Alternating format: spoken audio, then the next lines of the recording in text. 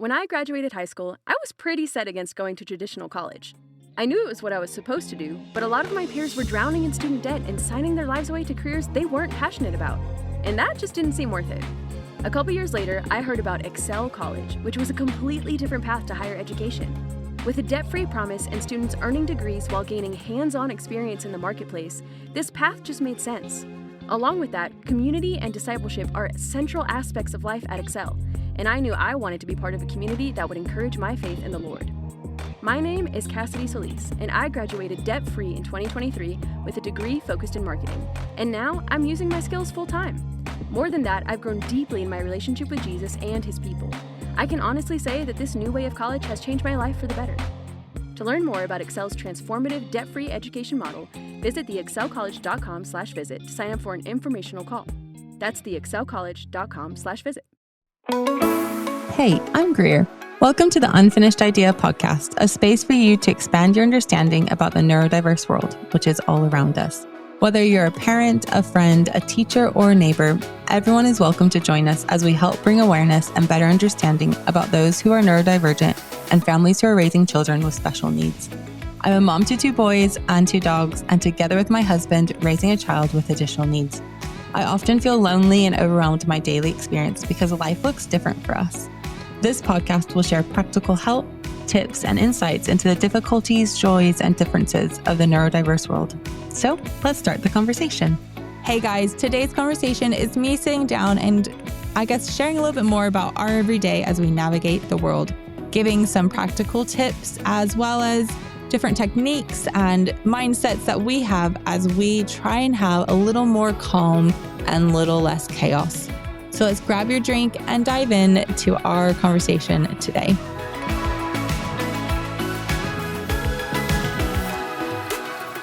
So let's jump straight in and talk about what we do to help our family feel more at ease when we have visitors. Now, when I say a visitor, I mean someone who's coming for a longer period of time, staying the night. We've just had my parents come for a few weeks. Before that, we had someone come and stay with us for 3 weeks to help improve their English.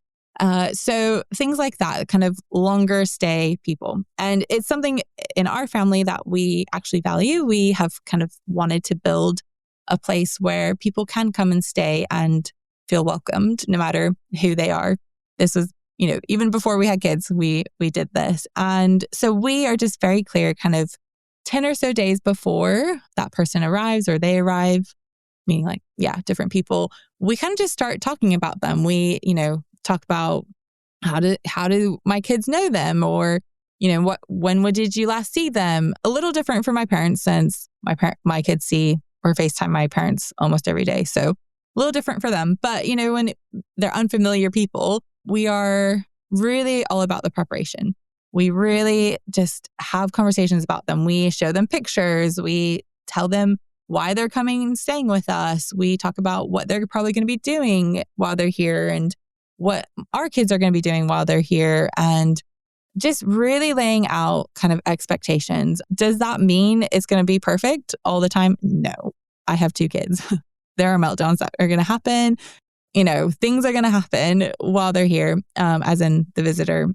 But to help kind of ease that change and help ease that transition, we start talking about it. Like I said, we just prepare for it. And I know for our family, that is a value. Like I said before, it's a value to have visitors come stay with us. And I think even more now, so I don't know if it's more important now, but just we welcome them into our lives like they are part of our everyday. And we do that partly because our kids need to have that routine. They need to kind of have that familiarity, even when there is someone different in our house, but also because I think it's important, partly why I started this whole podcast is to have everyday conversations. And so for people to come in and see our everyday, to see there are differences, but you know what? There's beautiful moments as well. So my tip for kind of helping kids prepare for people coming into your home, and maybe it's not having someone come stay the night at your house. Maybe it's just having someone come for 2 hours. I would always just suggest preparation. Okay, let's talk about what we do when we go out. Now, going out can be going to a cafe. It could be going to another friend's house. It could be going to a community group. It could be going out. we take what we call the fun bag. This is a canvas bag, which actually you can get as a merch on my shop, but we don't actually do that. But it's a bag that has different activities that they enjoy. So it has coloring books, it has math problems because my son loves math. It has pens, pencils, stickers, it has little fidget toys. It just has things that they enjoy doing and can sit and do for various lengths of time. It is a great way to distract. It's a great tool to keep busy, and it's fun. It's a fun thing. And what I do is I just get things randomly and put them in, or I won't lie to you, this bag gets fairly full fairly fast because I also just shove loads of things into it. So if we go to a community group and they've done a project, I just shove the project into this fun bag. So I will just say I have to every couple of weeks clean it out because it's gotten full of other beautiful junk. But having this fun bag has actually changed so much of us going out, because I know in this bag that there are going to be things my kids will engage with. And I don't always know like what the situation is when we're walking into it. And so having this kind of gives me as a mom, but also them, some kind of security that they'll have something to do. So I highly recommend the fun bag. You can purchase any canvas bag. You don't have to purchase my own merch bag, but you can also go onto my Amazon storefront, and I have loaded it up under the category fun bag with so many different little activities, books, cars, pencils, stickers, the friendship loom band things, like all these different things that you can use. And what I also love about the fun bag is it is a tote bag. It's just a tote bag. It's not like, it doesn't look like a nappy or diaper bag. It's not anything that's like kiddish. It just is like a tote bag. And so I don't know. I just love it. It's been such a game changer for us as we go out into the world. And I just know there are things my kids will engage with. So grab yourself a fun bag, however that looks for you. Hey friends, I'm Annie F. Downs, author, speaker, podcaster, and part of the That Sounds Fun network. And I'm a big fan of seeing God move in our everyday lives. Can we talk for a second about what it really means to be a person of faith? It's waking up every day and choosing to trust Him, even when life feels uncertain. It's standing firm in truth, walking in grace, and knowing that God is always with us. But I know staying rooted in faith is not always easy. At least it isn't for me. And that's why I love Glorify, the #1 Christian devotional app designed to help you start, grow, and strengthen your relationship with God every single day. One of the things I love about Glorify is the amount of options available to me through the app every day. Not only does it help me kick off my time with God with their daily devotional, but there's a song of the day to listen to and a community of other users available to engage with. It's really cool. With Glorify, you can begin your morning in scripture, reflect with the daily devotional, and end the day with the daily walk with God, this immersive experience that quiets your heart and refocuses your spirit. It's one of my favorite hacks, something simple but powerful that keeps you anchored when life gets busy. And since we're shining a light on women this month, let's celebrate the strength, faith, and stories of women who inspire us every day. And for the men listening, think about how you're uplifting the women of faith in your life.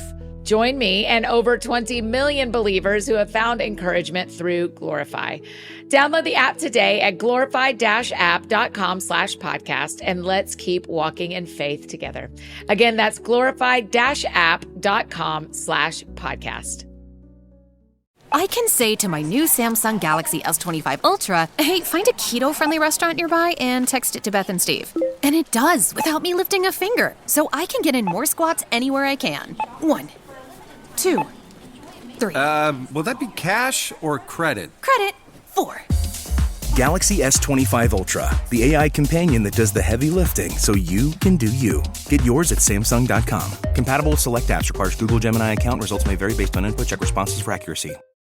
Let's talk about meltdowns. Meltdowns is something that 6 months ago, I would have said I had no clue what to do. They seemed to be very frequent. They seemed to be very chaotic. I didn't know what to do. And so I took the last 6 months, give or take, and did loads of research. I've talked to parents. I've talked to experts. I have just kind of, I guess you could say, I hyper-focused on meltdowns and how to make them better. And it is through all that I've combined kind of everything I've learned over the last 6 months into a resource called Behind the Tears. This is not a plug for it. I'm just letting you know, because it is through all of that research, all of those conversations that has changed so much about how I handle meltdowns. Because part of the issue, part of the problem was that my son's meltdown was causing, triggering me to have a meltdown. And so that's not helpful for anyone, right? So yeah, in this resource, I talk about some of the theory and some of the things that are happening in meltdowns, but also some practical steps in helping to try and avoid meltdown or make them less frequent, I guess I should say, and less chaotic, and kind of turn it into calm. And so it's called Behind the Tears because, like I said, I learned so much and I just wanted to share it with other people. And so that's why I've created that resource. I will talk about them obviously now. So meltdowns, and just to clarify, just because I've written this resource does not mean we don't have meltdowns in our house, does not mean I'm perfect at handling them, but it has helped a lot. I would say we were at like a -5 and now we're probably at a 3, right? Like we have moved up the scale so much. And the first thing to say when I think it was an aha moment for me was that meltdowns happen not because of the instant, but because of like 10 instances have combined, added together and have made this moment. And that idea that there's so much more happening in a meltdown than what you see. And that is something to also remember when you're in public and your child is having a meltdown and the world around you is watching you, is just to remember that this is just a moment. This is just a moment and you can get through it. You've done it before, you can do it again. And so, I just want you to know you're not alone when meltdowns happen. You're not alone. The other thing about meltdowns that I think, again, was another aha moment was when they're happening, we call them a wave. So when they are a wave, when they are happening, it is pointless to do anything else. So it's pointless to try and react to what is happening, to, correct what's happening, whatever is happening. You just have to ride the wave, and we try and do it as quietly as possible. I recognize sometimes, again, depends on the situation, depends on where you are. So for us, my son, what helps him a lot is just kind of some physical touch. So I will bear hug him and really kind of sink him into me as much as possible, and particularly lay his head on my heart. From a very early age, having him on my heart and hearing that beat and kind of those deep breaths in and out really calmed him from birth even. And so we still do that. No matter where we are, we will do that. And sometimes he pushes away. Sometimes he tries to kind of go away, but I hold tighter and tighter. He kind of goes, I don't want to say limp in a bad way, but just that calm, I can feel his tight muscles kind of relaxing. And so that is something that has taken trial and error, is finding something that kind of works. And there are some times where it is not working at all, and I can see it's not working. So I will let go of him. Okay, that sounds really weird, but you know what I mean? I will move him to a chair or something like that and wrap him in a blanket, or, it's kind of this wrapping feeling he likes, which I always find funny because when he was a baby, he hated being swaddled. So, but just the idea that it's trial and error, find things that work, and they work because you, like I said, you can feel your child's muscles kind of just relaxing, and you can kind of see it even if you aren't necessarily touching them. And so, find things that work. A lot of parenting in general, but also parenting neurodivergent kids is a lot of trial and error. That's what I'm learning. And then, like I said, kind of, I guess at the start, probably the biggest aha moment was we try and do meltdowns. I react to meltdowns quietly. Or try at least. And the idea that we are not talking to him when he's having a meltdown, we are not trying to fix the situation when he's having a meltdown. We're just letting him have a meltdown, letting him be loud, letting him kind of do his thing. And again, I know some parents have older children or children who are a bit more aggressive. And I always just say the most important thing is safety. Safety for your child, safety for yourself, safety for others in the home. And so if that, you will know what that means. You will know what that looks like for you and your family. But safety is such an important thing. And so, but like I said, that aha moment of being quiet as possible or reacting quietly as possible to a meltdown just has meant meltdowns don't last as long. meltdowns I'm not getting triggered by the meltdown because it's happening and he's not listening. Because a lot of what's happening when they're having a meltdown, it's kind of like an out of body experience. They kind of don't have control anymore and they just need to like release it all to then be able to go, okay, now I can start again. Someone said to me, it's kind of like a reboot sometimes, which is hard to think because, when you reboot your computer, it's a fairly painless process. But I'm like, yeah, fair. That makes sense. And so, yeah, we do it. Like I said, I try and react as quietly as possible. Now, that isn't to say that once everyone's down back to neutral ground is what I say when we're all kind of back to neutral, which let's be honest, like I said before, I would get triggered by meltdowns. I find meltdowns still very exhausting, emotionally exhausting. And so there are sometimes when my neutral takes a little longer. Just because my kid has stopped having a meltdown does not mean I'm not in a neutral place. And I also want you to know that that's okay. And so, yeah, the idea that when we're all in a neutral place is when I then, or, whoever's part of the meltdown, kind of, if something happened during the meltdown. So for example, we've had it where my son's thrown like a book at me and it hit me. We, again, just in a neutral place, we don't necessarily come, we don't want to come aggressively. We don't want to come with a condemning tone, but we come and just say, hey, when you're upset, you threw a book at me and that hurt. How could we maybe show our anger in a different way? Or how can we show our frustration in a different way? Or how can we, fill in the blank a different way? And again, it's not a you're in trouble. It's not a how dare you, but it's a let's look at this a different way. Let's see how we could do this slightly differently. And there are times when, he has said, well, I didn't like what you were saying. And that was a moment when I was like, oh yeah, and I will apologize and say, oh, I'm so sorry I was talking to you then. I can understand that wasn't helpful. And so, like I said, coming at it neutrally just means we can actually learn and grow and not condemn and not feel shame because, people have expressed to me when they've had meltdowns or, they can remember even as kids having meltdowns, they felt a lot of shame. And that's something we don't want in our house. We don't want our kids to feel that. And so we try and come at neutrally because we also recognize that there is some behavior that hurts. Like it, physically hurt me when he threw that book and, wanting to just kind of recognize that and come at it kind of in that tone. And so, yeah, meltdowns happen. They still happen in our house. I will say having learned these kind of things, they happen less frequently. I'll be honest. The biggest thing for me as well is understanding kind of what I call major and minor triggers. So major triggers are like, if that happens, it's fairly certain a meltdown will happen fairly quickly after. Whereas minor triggers are kind of maybe you can add a few up and then it might happen or it might not. It's a bit more like, oh, is that going to happen or not? And so it's just navigating that as well, knowing your kid's triggers. I have it written down in the notes app, kind of different triggers.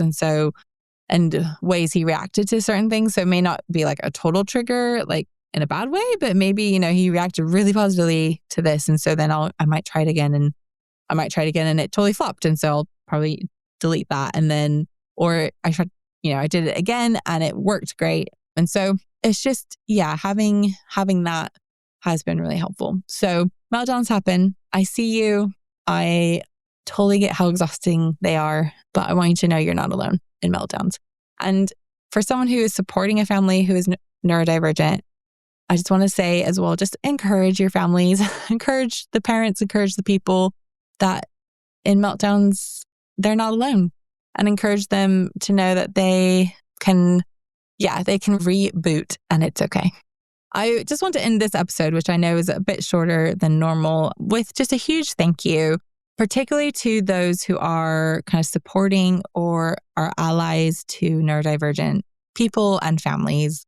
I know I'm so grateful for the village I have. It is a lonely road that we navigate sometimes, and having that group of people who are just there when I need them is just so helpful and so encouraging. And just to encourage those who are in the village, my village or anyone else's village, that we see those things that you do. We see, the support you give or the meals that you take or the phone calls or the texts. We may not always get to respond to all of that.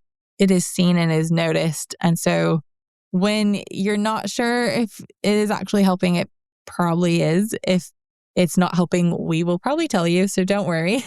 If you get no feedback is good feedback.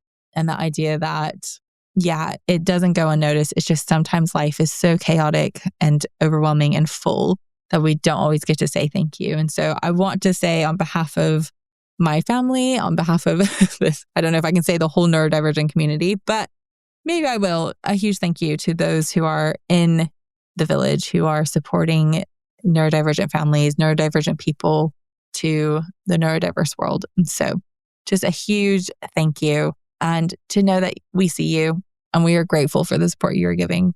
So enjoy this conversation. Enjoy these. I hope these tips are helpful and are practical. And go enjoy the rest of your week.